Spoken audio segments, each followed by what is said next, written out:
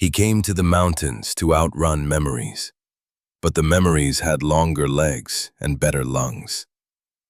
Elias Thorne drove until the asphalt gave up and became gravel, and then he drove until the gravel surrendered to a dirt track barely wide enough for his old truck. When the track ended at the lip of a cold, steel-gray lake, he finally stopped. He cut the engine, and the silence that rushed in was immense, a physical weight. It was the kind of quiet he had been searching for, the kind he hoped was vast enough to swallow the past whole. For a long moment he just sat there, his hands resting on the steering wheel, his gaze fixed on the water. The lake was a mirror for the bruised autumn sky, its surface ruffled by a wind that carried the first real bite of winter. The passenger door opened and a gray-muzzled German shepherd hopped down with the stiff grace of an old soldier. Rex didn't look at Elias for permission. He didn't need to. He moved to the edge of the water, his posture rigid, his head held high as he surveyed the opposite shore, a dark wall of pine and rock that rose steeply into the low-hanging clouds. He was not a pet, and this was not a vacation. Rex was a veteran, same as Elias. They were a unit of two, and they were on their final, self-imposed deployment. The objective was peace. The territory was hostile. Elias finally moved, his actions economical and precise. He swung out of the cab, his worn leather boots making no sound on the damp earth. He was a tall man, lean but with the dense strength of someone whose body had been honed into a tool for years. He wore what amounted to a uniform, a faded olive field jacket over a plaid flannel shirt, dark cargo pants, and the boots that had carried him across more miles than he cared to remember. On his wrist, the heavy, scratched face of a military-issue watch ticked off the seconds with relentless discipline. It was a sound he had learned to ignore, but never fully. He pulled his pack from the truck bed, an Eberly stock half-track, its fabric scuffed and stained from a dozen countries and 1,000 hard landings. Every buckle was secured, every strap coiled. Discipline was a fortress. Inside its walls, a man could survive almost anything. It was the world outside the walls that was the problem. He slung the pack over his shoulders, the familiar weight a comfort, and gave a low whistle. Rex's ear twitched, but he didn't turn. His attention was still locked on the far side of the lake. Elias walked to the dog's side, following his gaze. He saw nothing but trees, rock, and the slow, heavy drift of mist. The air was cold enough to see his breath, a fleeting ghost in the fading light. "What is it, boy?" he murmured, his voice rough from disuse. Rex's breathing was a slow, controlled rhythm, but there was a tension in it, a low hum of alertness that Elias knew better than he knew his own heartbeat. It was the same subtle signal that had warned him of a hidden pressure plate in a sun-baked desert and a sniper's nest in a rain-soaked jungle. The dog's tail was low and still. His entire body was a declaration. Something is not right. Elias scanned the opposite shore again, this time with the focused intensity of his training. He broke the landscape down into sectors, looking not for things, but for the absence of things. He searched for unnatural lines, for breaks in the pattern of the wilderness. He saw only the wild, chaotic geometry of nature. A fallen tree here, a rock slide there. The wind moved through the pines with a sound like a long, slow exhalation. The mountain held its breath. "Probably just a buck," Elias said, more to himself than to the dog. "Or a bear getting ready for the winter." But he didn't believe it. Rex didn't get this way for a deer. A bear, maybe. But this felt different. This was not the scent of a simple predator. This was the scent of an anomaly. The dog's unease was a splinter under Elias's skin. He trusted the dog's instincts more than his own. Rex had never been wrong. They made camp 100 yards back from the water, in a small clearing sheltered by a granite outcrop. The process was a silent ritual. Elias unrolled his bivy sack and sleeping bag. He didn't bother with a tent. He preferred to see the stars, or, in this case, the thick blanket of clouds that promised rain or snow. He built a small fire, just enough to boil water and keep the deep cold at bay. Rex sat nearby, watching the flames, but his ears were still angled toward the lake, listening to a frequency Elias couldn't hear. As Elias ate his freeze-dried meal, a tasteless but efficient brick of calories, he watched his partner. The dog's muzzle was almost entirely white now, a stark contrast to the dark sable of his coat. His hips were a little stiff in the mornings, but his eyes were the same, clear, intelligent, and endlessly watchful. They had been through the fire together, Rex and he. They had both come home, but neither had ever really left the war behind. They were ghosts haunting the world of the living. The memory came without warning, an ambush in the quiet of his mind. The scent of ozone and cordite, the high, thin scream of a wounded man, the weight of his commander's hand on his shoulder, the quiet, final order. We can't get to him, Elias. We move now, or we all die. He had moved. He had followed the order. He had left a man behind. He had survived, and the man he left had not. The guilt was a cold, heavy stone in his gut, one he'd been carrying ever since.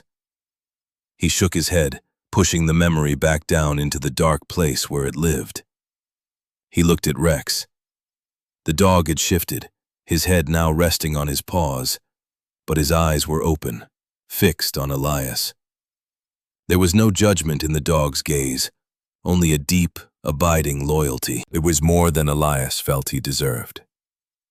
"It's nothing," he said to the dog, the lie thin and brittle in the cold air.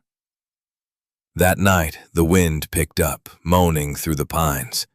A cold rain began to fall, hissing against the rock and the canvas of his bivy sack. Elias lay awake for a long time, listening. He wasn't just listening to the storm. He was listening with Rex's ears, trying to hear what the dog had heard. He was listening for the anomaly, for the thing that was out of place in the vast, indifferent wilderness. The silence of the mountain wasn't empty. It was listening back. And somewhere, across the dark water, a secret was waiting, patient and old. The rain felt like a warning. The next morning broke gray and damp. The storm had passed, leaving the world washed clean and smelling of wet earth and pine. A thick mist clung to the surface of the lake, obscuring the far shore. Elias broke camp with the same methodical quiet as he had set it up. Everything packed, everything secured. Leave no trace. It was a rule he had lived by for years, both in the wild and in his life. He wanted to move through the world without leaving a mark, without disturbing anything. He wanted to be a ghost. He decided to walk the perimeter of the lake. The air was sharp, and the movement would warm him. Rex trotted at his heel, his earlier tension seemingly gone, replaced by the familiar, steady purpose of a dog with a job. The shore was rocky, forcing them to pick their way carefully over slick, moss-covered stones. The only sounds were their footsteps, the lapping of water, and the distant cry of a raven. They had been walking for nearly an hour when it happened. They were on the western edge of the lake, the part of the shore directly opposite their initial vantage point. Rex, who had been a few paces ahead, stopped dead. He went rigid, a statue of muscle and fur. His head was down, his nose pressed to the ground. Elias stopped behind him. "What is it?" Rex didn't respond. He took a hesitant step forward, then another, his body low. He was tracking something, not with the boisterous energy of a dog on a scent, but with a kind of grim determination. He left the rocky shoreline and pushed his way into the dense undergrowth, a thick tangle of rhododendron and mountain laurel that grew right down to the water's edge. "Rex, heel," Elias commanded, his voice quiet but firm. The dog ignored him. This was not disobedience. This was necessity. Elias's sense of unease returned, sharp and cold. He followed the dog, pushing through the wet branches that slapped at his face and soaked his jacket. The forest here was dark and close, the canopy so thick that it felt like twilight. He found Rex 20 yards in, pawing at the base of a huge, ancient hemlock. The ground was a soft carpet of fallen needles and damp soil. The dog was digging with a focused intensity, dirt flying from beneath his paws. "Easy, boy," Elias said, kneeling beside him. He put a hand on the dog's back, feeling the coiled tension in his muscles. Rex stopped digging and looked up at him, then back down at the small hole he had excavated. Elias peered into the shallow depression. Something was there. Not a root, not a stone. It was a small piece of metal, glinting dully in the filtered light. He carefully worked it free from the dirt. It was a bird. A small, stylized carving of a hawk or an eagle, no bigger than his thumb. It had been fashioned from a piece of aluminum, its edges worn smooth, its surface covered in a patina of age and countless hours of being held in a human hand. He turned it over. There were no markings, no initials. It was simple, anonymous, and utterly out of place. This was not trash left by a careless camper. This was an artifact. It had been deliberately buried. His training, dormant for years, flared to life. He was no longer a man trying to escape. He was an operator in an unsecured area. His senses sharpened. The woods were no longer just woods. They were a grid. He stood up slowly, the small metal bird cold in his palm. Rex remained by the hole, a silent sentinel. Elias began to scan the area, his eyes moving in slow, methodical sweeps. He ignored the big picture and focused on the details. He saw it almost immediately. A game trail leading deeper into the woods. But it wasn't a game trail. The curve was too uniform. A deer or a bear would meander, following the path of least resistance. This path was deliberate. He followed it, Rex now padding silently at his side. The trail was almost invisible, a ghost of a path. He noticed a branch on a young maple, cut cleanly. The cut was old, the wood gray and weathered, but it was a clean cut, made by a saw or a sharp knife, not a break from wind or snow. A few yards further, he found another. Someone had been maintaining this path, keeping it just open enough to pass, but not so open as to be noticed. The air changed. The scent of pine and damp earth was still there, but underneath it was something else. A faint, cold smell of wood smoke, so old it seemed to be part of the soil itself. It was the smell of a fire pit that had been used for a very, very long time. The path ended abruptly at a sheer wall of granite, a massive cliff face that rose 100 feet into the canopy. It looked like a dead end, a natural fortress. But Elias had learned that the most obvious barrier often concealed a door. He ran his hand along the rock face, feeling its cold, rough texture. He looked down. The base of the cliff was a jumble of fallen rocks and thick ferns. Rex nudged his hand, then pushed his nose into a dense curtain of ivy that clung to the rock. Elias pulled the ivy back. And there it was.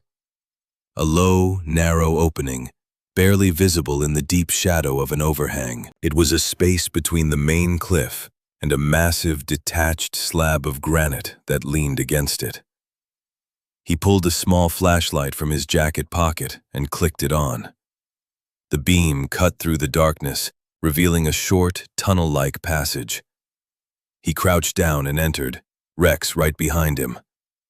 The air inside was still and cold and dry. After about 10 feet, The passage opened up into a small, hidden clearing, no bigger than a large room. He was standing in a campsite, but it was unlike any campsite he had ever seen. Against the back wall of granite, a lean-to had been constructed, its frame made of sturdy branches, its roof a patchwork of scavenged materials, tarp, sheet metal, and bark. A fire pit sat in the center of the clearing, its stones neatly arranged, the ash within cold and gray. Beside it was a stack of firewood, cut to uniform lengths and protected from the elements by a piece of stretched canvas. Everything was meticulously ordered. A collection of tin cans was stacked on a flat rock, their labels long since weathered away. A worn, patched sleeping bag was rolled tightly and secured with twine. A small folding chair, its fabric faded and torn, sat facing the fire pit, as if its owner had just gotten up and would be back at any moment. But they wouldn't. A fine layer of dust and pine needles covered everything. The air had the stale, undisturbed quality of a place that had been empty for a long time. Months, maybe even a year or more. This wasn't a weekend getaway spot. This was a home. Someone had lived here. For years, decades even. They had carved out a life in this hidden pocket of the wilderness, invisible to the world. And then, they had vanished. Elias felt a strange sense of reverence, as if he had stumbled into a tomb. He was an intruder here. He looked at Rex. The dog was standing in the center of the clearing, his body relaxed for the first time since they had crossed the lake. He seemed to know that the source of the anomaly had been found. The question was no longer what. The question was who. And why. Elias's gaze fell upon a small, heavy-duty waterproof box tucked away under the lean-to, almost completely hidden from view.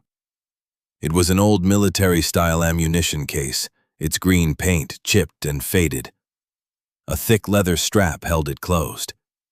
He felt a prickle of anticipation, a feeling he hadn't experienced in years. It was the feeling of a mission about to begin. He knelt down, his fingers hesitating for a moment before touching the cold metal. Inside this box, he knew, he would find the story of the ghost who had haunted this mountain. He worked the stiff leather strap free, his movement slow and deliberate. The lid of the ammo can was sealed tight, the rubber gasket still intact after what must have been years of exposure to the damp mountain air. It came open with a soft hiss of escaping pressure, a sigh from the past. The air that rose from it smelled of old paper, leather, and something else. Something metallic and faint. Inside, everything was packed with the same meticulous care as the camp itself. On top lay a small, tarnished brass compass. Beneath it, a collection of photographs, their edges curled, wrapped in oilcloth. And under the photos, a thick, leather-bound journal. Elias lifted it out. The leather was worn smooth, the cover bare except for a single faded indentation where a nameplate might once have been. He sat on the cold ground, the open box beside him, and placed the journal in his lap. Rex came and lay down, his head resting on Elias's knee, his warm presence a comfort in the profound silence of the place. Elias unwrapped the photographs first. The black and white images were ghosts of a forgotten time. A young man with a confident smile, leaning against the propeller of an old aircraft. The same man, looking impossibly young in a flight suit, his arm around a pretty girl with dark, worried eyes. Then, a group photo. A dozen men in uniform, standing in front of a sleek, futuristic-looking jet that Elias didn't recognize. It was long and thin, with sharp, swept-back wings. Experimental. Top secret, even now.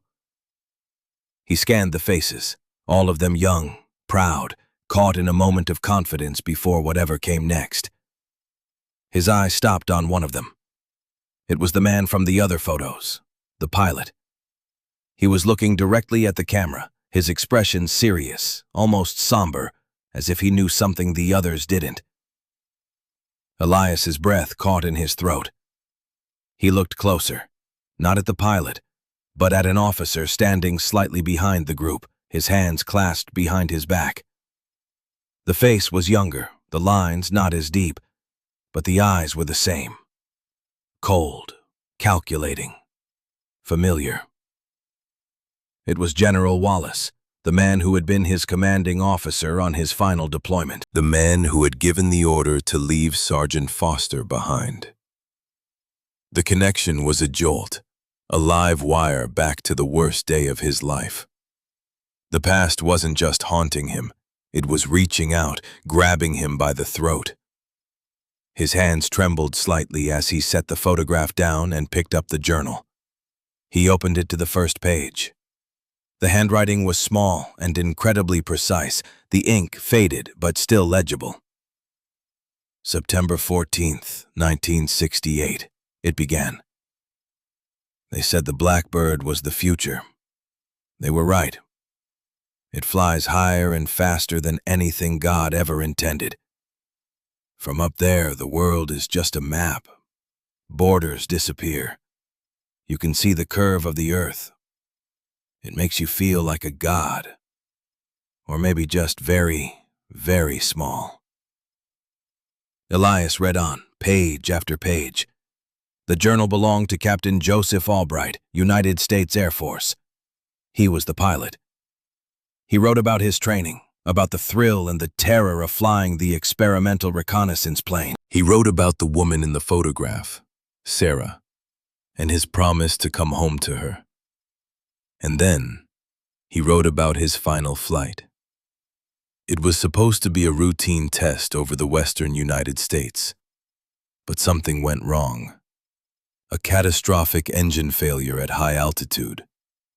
The journal described the terrifying, chaotic spin, the alarms screaming, the G-forces threatening to tear the plane apart. Albright had managed to eject, but the co-pilot had not. He landed hard in this remote mountain range, injured but alive. He waited for rescue. He knew they would be looking for him, for the wreckage, but the days turned into a week, and no one came. He survived on his training, foraging, building a shelter. It was during that time, while scavenging parts from the wreckage he eventually located miles away, that he found the truth. It wasn't an accident, he wrote, the neat script suddenly jagged, angry. The fuel line was sabotaged, a controlled failure. Someone wanted this plane to disappear. He found evidence, a small, deliberately damaged component that he recognized as a modification, not standard issue. He realized the test flight was a lie. The plane was being disposed of, and him with it. He understood why. The project was a failure, a costly embarrassment, and someone powerful needed it to simply vanish from the books.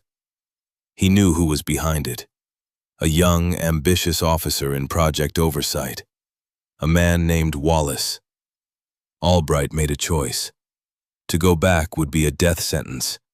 They would silence him, call him a traitor or a madman, and bury the truth with him. So he stayed. He let the world believe he had died in the crash. He became a ghost, the sole guardian of the wreckage and the truth it held. For over 50 years he had lived in this hidden camp, watching, waiting. His life reduced to the simple, brutal rhythm of survival. The entries grew sparser over the years. He wrote of the changing seasons, of the loneliness that was a constant companion, of the memory of Sarah that kept him sane. He wrote of his vow to protect the truth, to ensure that the men who sabotaged his plane and killed his co-pilot would not be able to simply erase their crimes. The final entries were from about a year ago. His handwriting was shaky. "The body is a machine," he wrote, "and this one is breaking down. The winters are harder now. I am getting old. I don't know how much longer I can stand watch." And then, the last entry, just a few lines scrawled on the final page. "Something has changed. The silence is listening. They are coming for it. After all this time, They are coming. Elias closed the journal.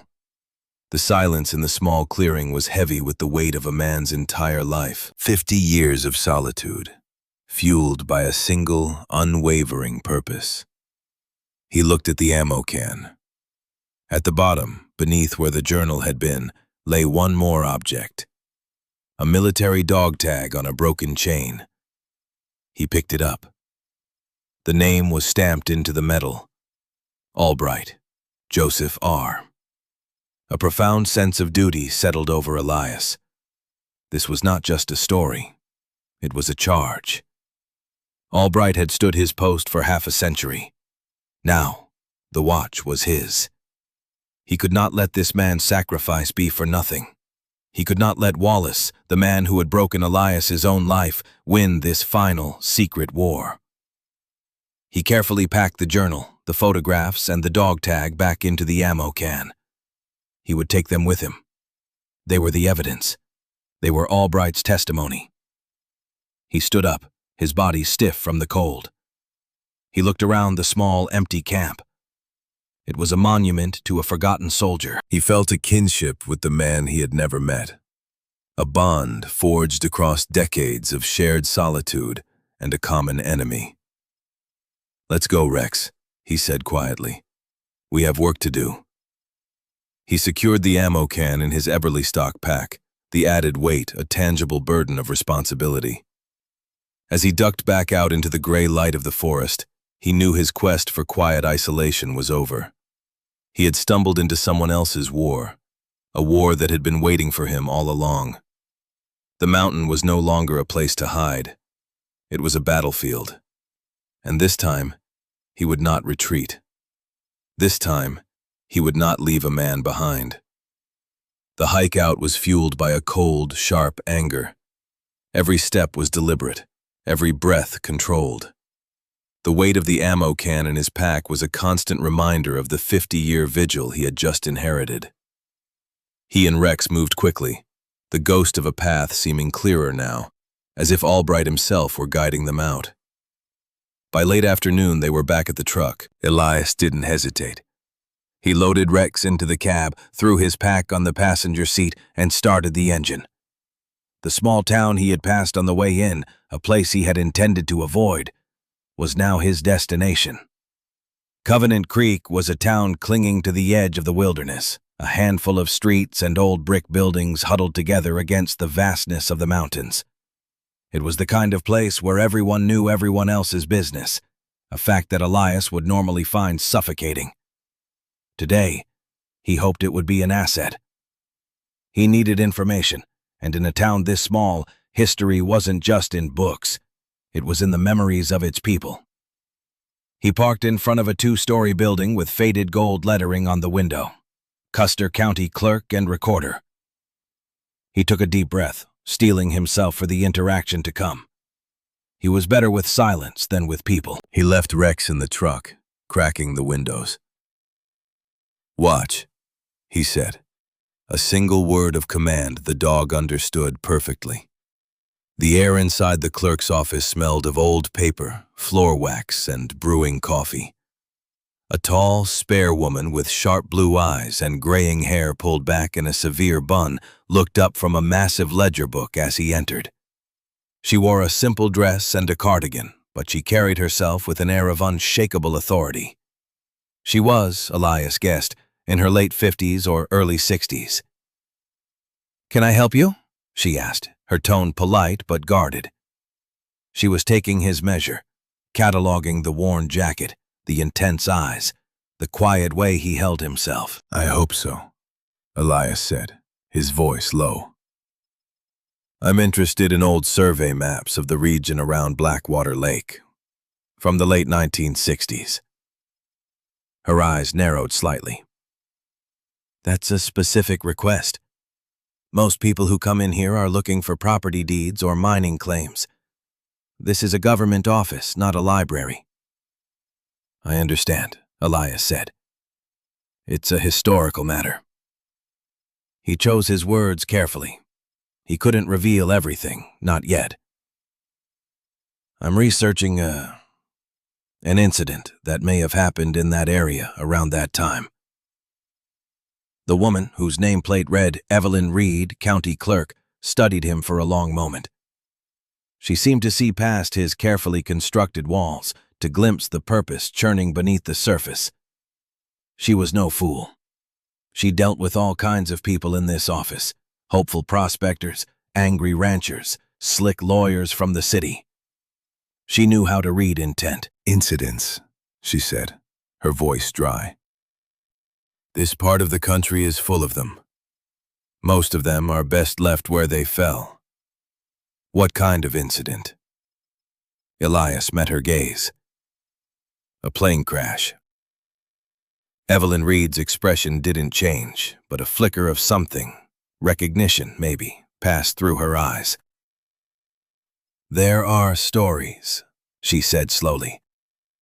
Local legends. The ghost plane of the high peaks.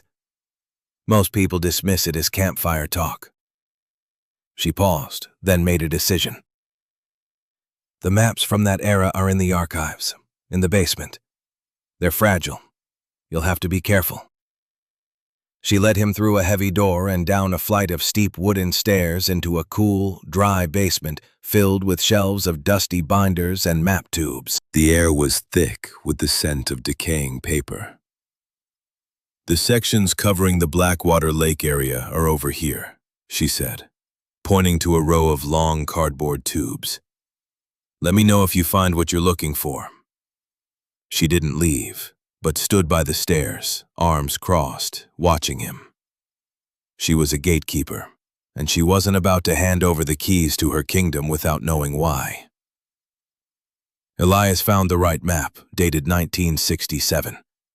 He carefully unrolled it on a large, cleared table. It was a beautiful, hand-drawn topographical map, a work of art from a time before satellites and GPS. He found Blackwater Lake, and then, using his memory of the terrain, traced his path to the hidden campsite. He located the cliff face. On the map, the area was marked simply as impassable. There was no indication of any structure, any activity. It was a blank spot on the map, just as Albright had intended. But then he saw something else. A faint annotation in a different hand, written in pencil. A series of numbers and a single word. Anomaly. What does this mean? He asked, pointing to the pencil mark. Evelyn came over, peering at the map. I'm not sure. That's not an official surveyor's mark. Someone added that later. She looked closer. That looks like Arthur's handwriting. Arthur? Arthur Finch, retired history professor from the university downstate. He moved up here 20 years ago. Obsessed with local history, especially the weird stuff. The ghost plane is his favorite topic. If anyone knows anything about an anomaly up there, it's him. Lives in the old schoolhouse at the edge of town. She looked from the map to Elias's face. You're not just researching, are you?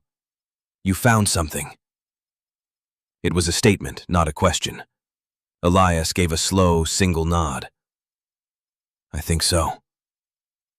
A new understanding passed between them. She was no longer just a clerk, and he was no longer just a stranger. They were two people on the edge of a shared secret. Arthur's a good man, she said, but he's a talker.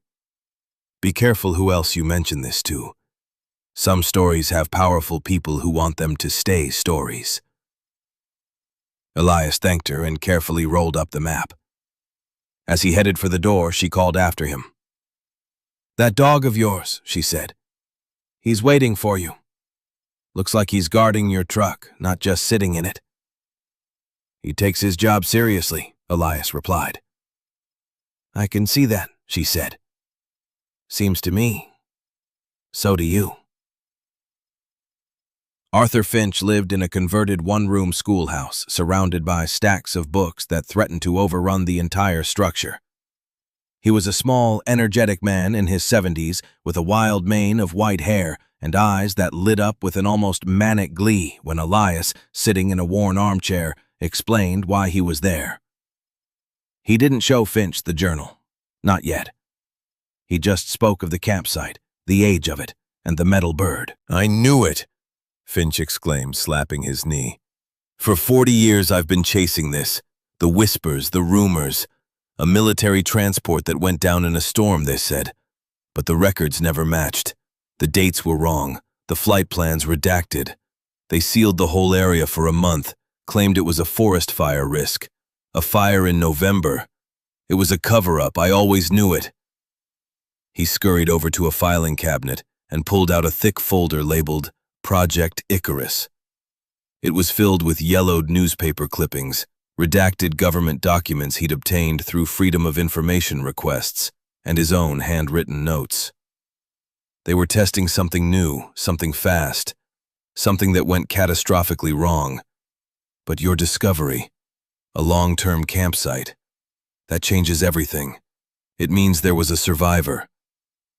The old professor's excitement was infectious, but Elias remained cautious. He was about to show him the journal when the sound of a vehicle pulling up outside drew his attention. It wasn't a truck. The sound was too smooth, the engine a low, expensive purr. A sleek black sport utility vehicle, the kind that belonged in a city boardroom, not on a dirt road in Covenant Creek, parked behind Elias's dusty pickup. A man in his late 40s or early 50s climbed out. He was dressed in a perfectly tailored dark suit, his shoes polished to a mirror shine despite the gravel driveway.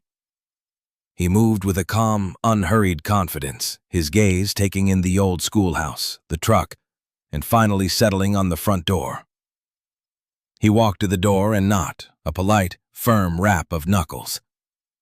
Arthur Finch looked confused. "I'm not expecting anyone." He opened the door.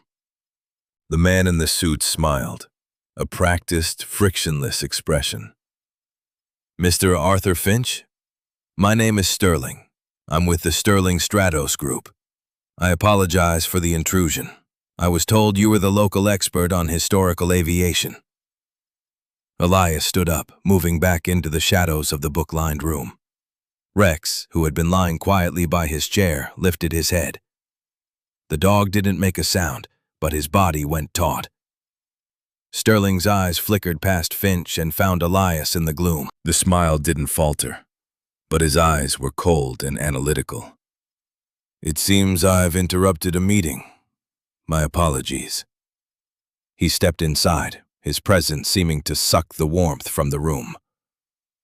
"We're a historical reclamation firm," he explained, his voice smooth as polished stone. "We specialize in locating and recovering lost corporate and government assets. We believe we finally pinpointed the location of a long-lost experimental craft in this region, a project from the 60s.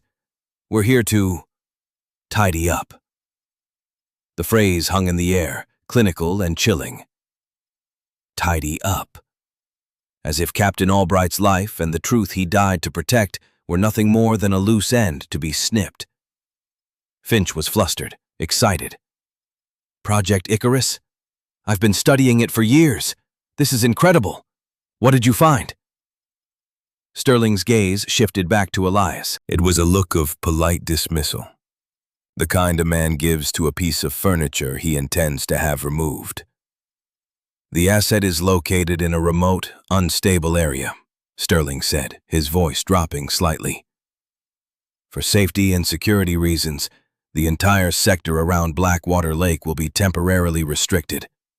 We're working with federal authorities. It's a matter of national security, I'm afraid. Old technology, you understand. We can't have civilians stumbling upon it." It was a warning, delivered with the bland courtesy of a corporate memo. "Stay away. This is not your concern." Elias said nothing. He just stood there, a silent, immovable object in Sterling's path. He felt the man's will pressing against his, a battle of intent being waged in the quiet, dusty room. Sterling wanted the past buried. Elias was now its sworn guardian. "We expect our recovery operation to be swift and discreet," Sterling continued, his eyes still locked on Elias. The pilot, of course, was tragically lost in the initial incident. Our goal is simply to recover the proprietary hardware and close this final chapter. The lie was so clean, so effortless, it was obscene. Elias thought of the journal, of the 50 years of cold and loneliness. He thought of the name Wallace. Sterling was Wallace's man. He was the eraser, sent to wipe the slate clean. It was then that Rex acted. He didn't bark, he didn't snarl. He simply rose to his feet and let out a growl so low it was more a vibration in the floorboards than a sound. The hair on his neck stood up, and for a fraction of a second, he bared his teeth. It was a gesture of absolute, controlled menace, a professional's warning. Sterling heard it. His gaze dropped to the dog, and for the first time, his mask of civility slipped. A flicker of genuine venom crossed his face. He saw Rex not as an animal, but as a weapon. He understood the threat. His smile returned, but it was thinner now, brittle. "A fine animal," Sterling said, his voice tight. "Well trained."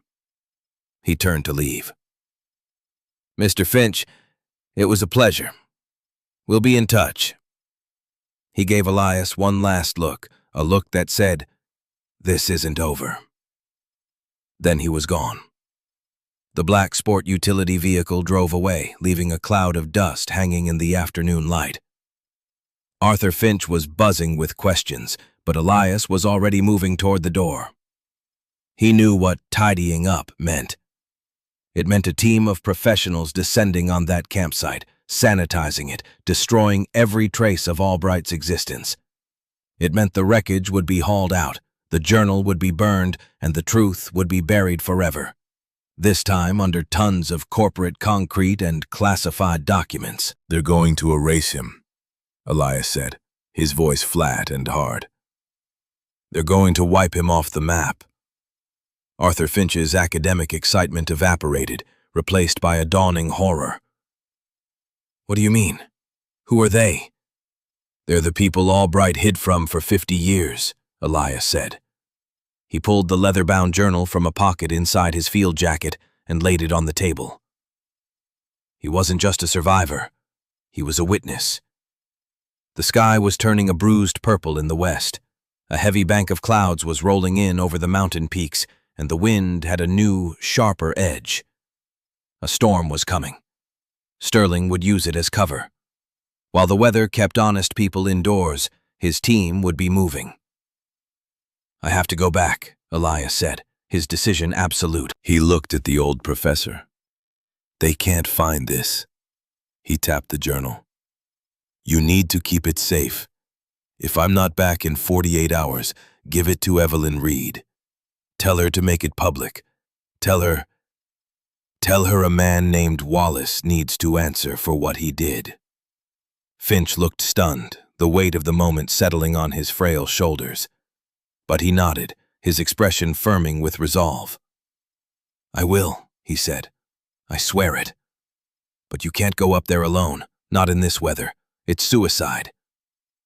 "I won't be alone," Elias said, glancing down at Rex, who was already standing by the door, ready. He stopped by Evelyn Reed's office on his way out of town.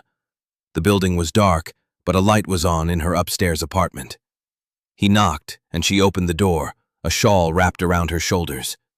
She didn't seem surprised to see him. "Sterling paid you a visit," she said. It wasn't a question.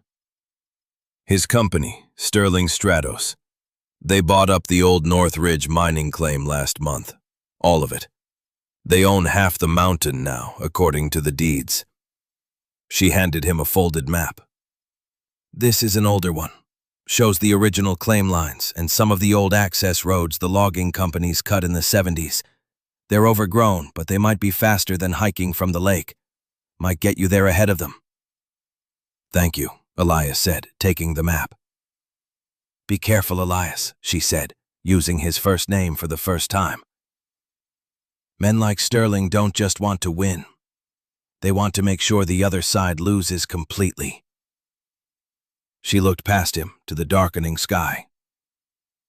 That storm is going to be a bad one. The drive back to the mountains was a race against the dying light and the approaching storm. The first drops of rain, fat and cold, began to spatter against the windshield as he turned off the main road and onto the overgrown logging track Evelyn had shown him on the map. The truck bucked and slid on the muddy path, the branches of overgrown trees scraping against its sides like claws.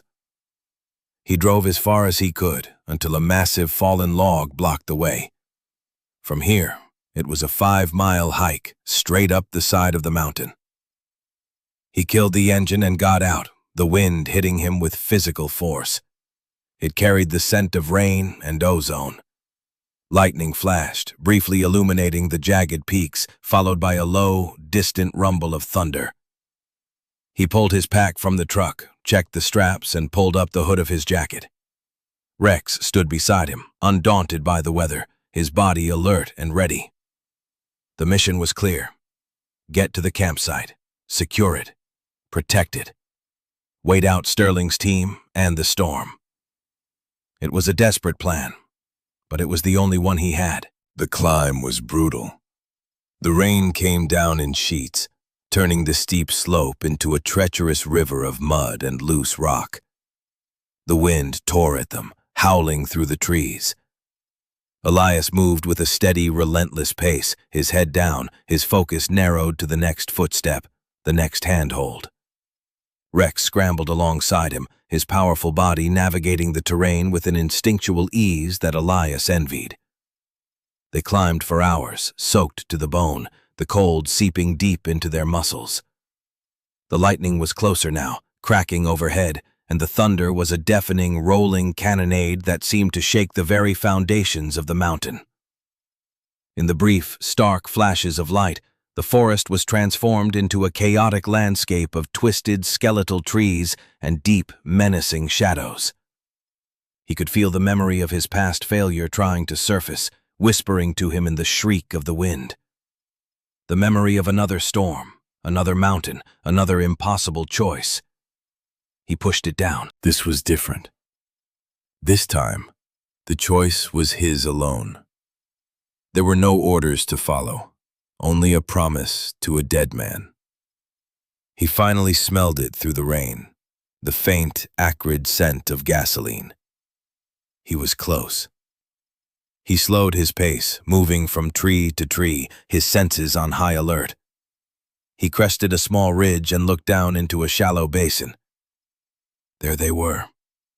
2 heavy-duty all-terrain vehicles were parked in a small clearing, their headlights cutting bright, sterile cones through the downpour. A team of 4 men in black tactical gear, their faces obscured by hoods and rain, were efficiently setting up equipment. Sterling was there, standing under a portable shelter, directing the operation, his expensive suit replaced by the same practical, anonymous gear as his men. And among them, Elias saw him. A younger man, maybe in his late 20s, his movements less certain than the others. While the rest of the team worked with a cold, mechanical precision, this man kept glancing around, his eyes scanning the dark, rain-swept woods. He looked out of place. He looked conflicted. He looked like a soldier who had been given an order he didn't believe in. Elias and Rex slipped back from the ridge, circling around to approach the campsite from above, using the storm as cover. They reached the cliff face, the entrance to the hidden clearing now a black, gaping hole in the storm. He could hear Sterling's men downslope, their voices faint but clear on the wind as they began their approach. They were methodical. They were coming. He slipped into the clearing. It was just as he had left it, a small sanctuary of order in the midst of the mountain's fury. He had a few minutes at most. His plan was simple. Find a better hiding place for himself and Rex, somewhere they could observe and wait for the team to leave. He was not here to fight them. He was here to bear witness, to ensure that Albright's sanctuary was not desecrated in secret. Suddenly, a sound from above, a groaning, tearing noise, louder than the wind. He looked up. In the next flash of lightning, he saw it. A huge section of the cliff face above them, loosened by the torrential rain, was breaking away. A river of rock and mud was coming down, straight toward the clearing. "Rex, move!" he yelled, diving toward the narrow passage that was their only exit. But Rex didn't follow. The dog had seen the rock slide too, but he had also seen Elias. In that split second of chaos, Rex moved not to save himself, but to shield his partner. He launched himself at Elias, knocking him sideways, pushing him further into the relative safety of the rock overhang. The world erupted in a deafening roar. Rocks, mud, and a fallen tree crashed into the clearing, obliterating the lean-to, burying the fire pit. A large, sharp-edged piece of granite glanced off the main cliff and struck Rex, who had been thrown back by the force of his own lunge. The dog let out a sharp, high cry of pain, and then was silent. The slide was over as quickly as it had begun. Elias scrambled to his feet, his ears ringing. The clearing was destroyed, filled with a massive pile of debris. His flashlight beam cut through the dust and rain. He saw Rex, half buried under a pile of smaller rocks, his back leg twisted at an unnatural angle. The memory hit him then, not as a whisper, but as a roar, as loud as the rock slide. Sergeant Foster, his leg shattered, his face pale in the moonlight, looking up at Elias. The chopper waiting. The order from Wallace crackling in his ear. He's compromised. We leave him. He had left him. He had chosen the mission over the man. And the guilt had hollowed him out, leaving him a shell. Now, here it was again. The same impossible choice, staged by a cruel and indifferent universe. His partner was injured, maybe dying. Sterling's team was just minutes away. He could still escape. He could slip out through the passage, disappear into the storm. He had the map. He could get away, live to fight another day, ensure the journal got out. It was the logical choice, the tactical choice, the choice he had made once before. He looked at Rex. The dog was trying to get up, whining softly, his injured leg dragging uselessly behind him. His eyes found Elias's in the darkness, and in them, there was no accusation, only pain and trust. And in that instant, something inside Elias broke. Or maybe it healed. The cold, hard logic of the operator, the discipline that had been his fortress and his prison, crumbled. He would not leave him. He would not make the same mistake again. To hell with the mission. To hell with the journal. To hell with Wallace and Sterling and their whole rotten world. All that mattered was the life of the partner who had just saved his. He went to Rex. He knelt in the mud in the pouring rain, his hands gentle as he began to clear the rocks away from the dog's body. "I'm here, boy," he whispered, his voice thick. "I'm here. I'm not leaving you."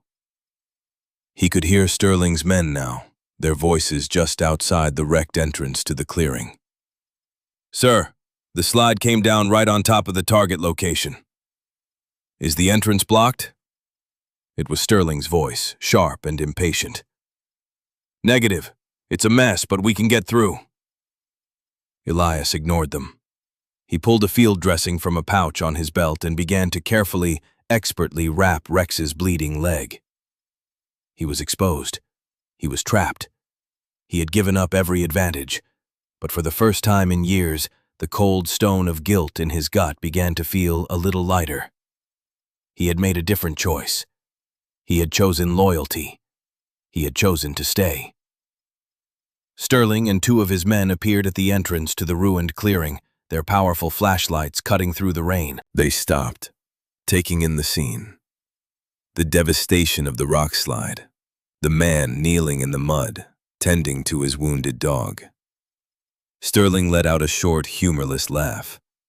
He saw not an act of loyalty, but a fatal mistake. "Well, well," he said, his voice dripping with condescending victory. "The ghost of the mountain. It seems your watch is over." He gestured to his men. "Secure him." The two men started forward, their movements efficient and threatening. Elias didn't look up. He finished tying off the bandage on Rex's leg, his focus entirely on his partner. He had made his choice. He would face what came next. But as the men advanced, something unexpected happened. The conflicted younger soldier, who had been hanging back at the entrance, suddenly raised his hand. "Wait," he said, his voice tight. He was looking at Elias, at the gentle way he was handling the injured dog. He was a soldier. He recognized the bond. He recognized the code Elias was following. She had told the county sheriff about a suspicious reclamation group with federal authority she couldn't verify, heading into a dangerous storm. She had pushed, and she had pushed hard. The helicopter hovered overhead, its downdraft tearing at the trees and sending sheets of rain flying. A voice, amplified by a loudspeaker, boomed down from the sky. "This is the Custer County Sheriff's Department. You are on protected federal land. Stand down and show me your hands." Sterling's men froze, caught between their employer's orders and the undeniable authority of the law descending from the sky. In that moment of hesitation, Kincaid, the young soldier, made his choice. He took a half-step back and accidentally stumbled, knocking over a heavy case of electronic equipment. It crashed to the ground with a loud metallic clatter, drawing everyone's attention for a critical second. It was all the opening Elias needed. But he didn't run. He stayed with Rex. He carefully, gently lifted the large dog into his arms. It was an awkward, heavy burden, but he held on, his muscles straining. He stood up, facing Sterling, the brilliant white light of the helicopter silhouetting him against the wreckage of the camp. He held his ground, protecting his partner. The sight of it, the lone man, refusing to abandon his wounded dog, defiant in the face of armed men, illuminated like a figure on a stage, seemed to break Sterling's nerve. His power was based on control, on secrecy, on operating in the shadows. Now, a spotlight was on him, and his authority was being challenged. His plan had unraveled, undone by a stubborn old woman, a conflicted soldier, and a man who chose a dog over a mission. The helicopter began to descend, looking for a place to land. Sterling knew it was over. The secret of Flight 149 was about to come out into the light, and he would be the one left to answer for it. He gave Elias one last look, a look of pure, unadulterated hatred. Then he turned and disappeared back into the storm. His men, leaderless and exposed, slowly raised their hands. The morning after the storm was unnaturally quiet. The sky was scrubbed clean, a pale, fragile blue. The air was cold and sharp, and the wet trees glittered in the early morning sun. The clearing, Albright's hidden sanctuary, was now a designated preservation site. Yellow tape cordoned off the area, and a team of quiet, respectful officials from the Park Service and the State Historical Society were carefully sifting through the debris left by the rock slide. Elias sat by a small, crackling fire a short distance away, a thick wool blanket draped over his shoulders.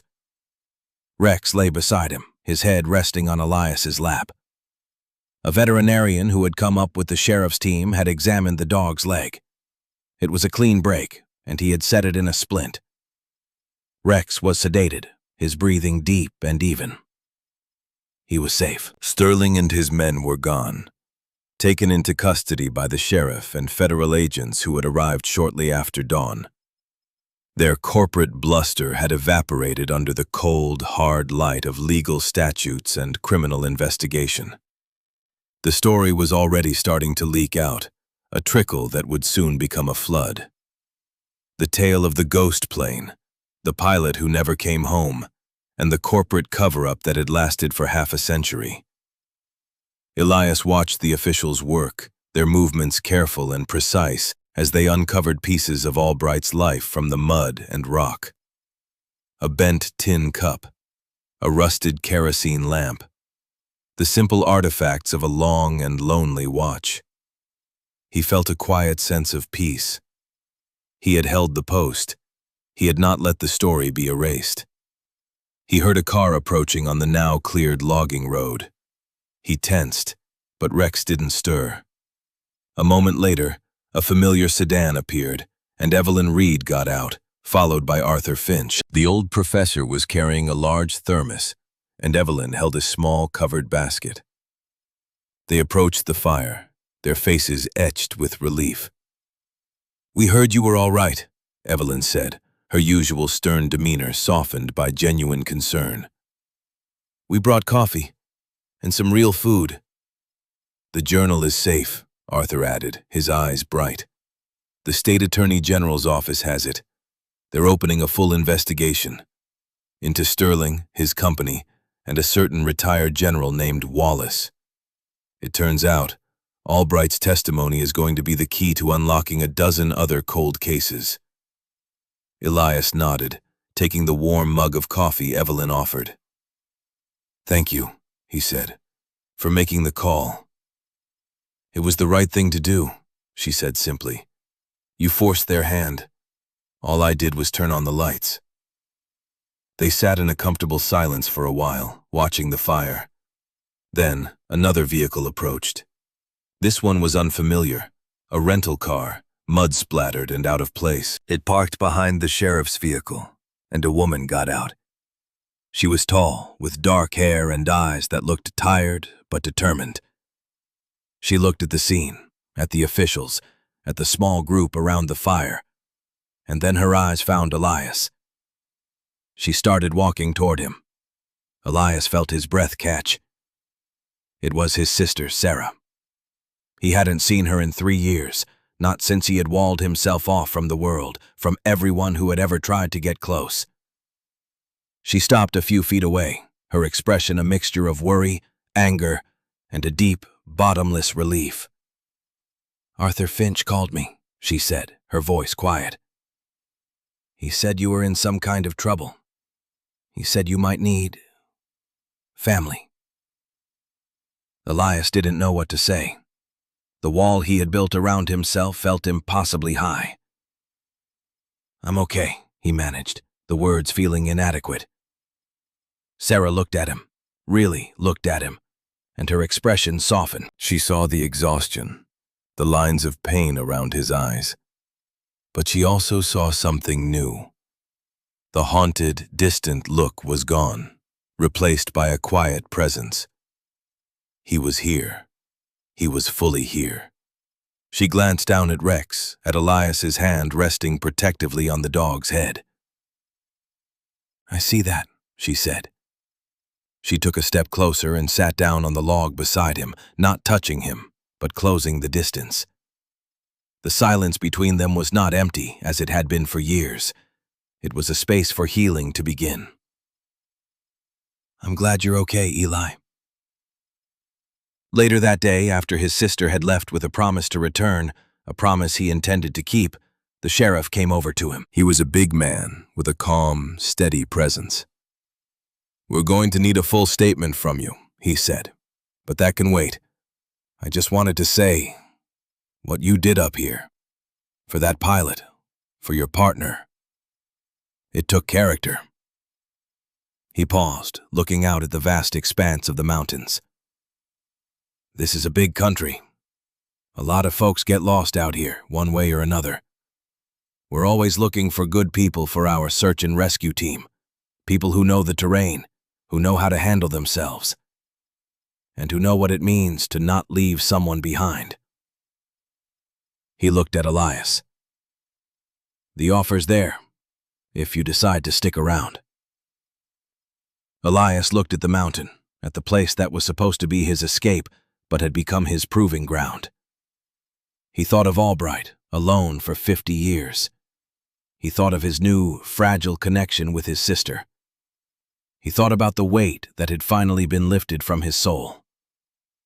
He wasn't running anymore. "I'll think about it," he said. And for the first time, the future felt not like a threat, but like a possibility. Months passed. The autumn colors faded, and winter laid its white blanket over the high peaks. The story of Captain Joseph Albright became national news, a tale of forgotten heroism and corporate malfeasance. General Wallace was disgraced, his celebrated career revealed to be built on a foundation of lies and ruthless ambition. Sterling Stratos was dismantled, buried under an avalanche of lawsuits and federal indictments. Albright was given a hero's burial, his name cleared, his sacrifice finally honored. The woman he had loved, Sarah, had passed away years ago, but her family came forward, and they were given the journal, the final testament of the man she had never forgotten. Elias did not leave. He took the sheriff up on his offer.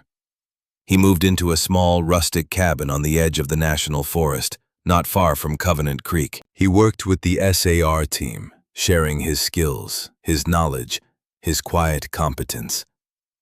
He taught them how to track, how to read the weather in the clouds, how to build a shelter with nothing but what the forest provided. He taught them discipline, but he also taught them, by his quiet example, the importance of loyalty. His sister visited often. Their conversations were still quiet, still sparse, but they were real. They were rebuilding, piece by piece, the bridge he had tried to burn. He was no longer a ghost in his own life. One cold, clear winter afternoon, he and Rex went back up the mountain. Rex's leg had healed, leaving him with a slight, dignified limp, a veteran's scar. They walked a familiar trail, the snow crunching under their feet. The air was so cold it felt pure, cleansing. They stopped at a new overlook that the Park Service had created. A simple bronze plaque was set into a large boulder. It told the story of Captain Joseph Albright, the guardian of the mountain. Below them, in the hidden basin, the site of his camp was quiet, at rest, a protected part of the mountain's history. The wreckage of the plane had been left where it lay, a permanent monument, too difficult to remove and now too important to disturb. Elias stood there for a long time, looking out at the endless sea of white and green.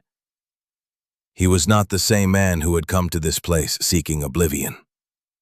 The mountain had not given him silence. It had given him a voice. It had not given him escape. It had given him a reason to stay. He rested his hand on Rex's head, feeling the steady, familiar warmth. The two of them, a unit of two, stood their post, watching over the quiet landscape. The memories were still there, but they no longer had the power to haunt him. They were simply a part of his story, a story that was not over. He had faced his ghosts in the storm, and he had found, in an act of loyalty to another, his own quiet, hard-won peace.